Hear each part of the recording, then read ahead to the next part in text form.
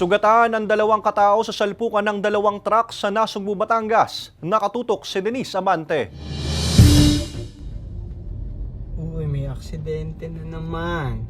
Kuha ang video na ito mula sa isang netizen sa Barangay Aga, Nasugbu, Batangas, pasado alas 5 ng hapon kahapon. Ayon sa pulisya, sumalpok ang trailer tractor head na ito sa kasalubong na dump truck. Posible raw na nawala ng kontrol ang driver sa kanyang minamanehong truck. Nag-lock yung steering wheel niya habang binabagtas niya yung kahabaan po ng National Highway ng Barangay Aga, Nasugbu, Batangas, patungong direksyon po ng Tuwi, Batangas. Wala na po siyang nagawang action kundi dahil kita na po niya na parating na rin po itong kasalubong niya kaya hindi na po talaga niya naiwasan. At Hindi raw mabilis ang takbo ng truck nang mangyari ang insidente. Sugatan ang parehong driver ng truck na isinugod sa ospital at kasalukuyan pang nagpapagaling ayon sa pulisya. Hindi na rin nagsampa ng reklamo ang nabanggang dump truck driver. Sinisika pa ng GMA Regional TV Balitang Southern Tagalog na makuha ang pahayag ng dalawang driver na sangkot sa aksidente. Paulit-ulit na paalala ng pulisya sa mga motorista. then i-check po natin ang ating pong sasakyan kung ito po ba ay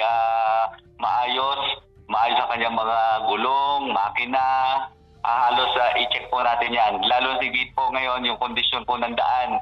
Pagpasok po natin sa bayan po ng Nasugbu from kahabaan po ng Barangay Aga, papunta po sa area po ng Sabang, Tuwi, Batangas ay accident-prone area.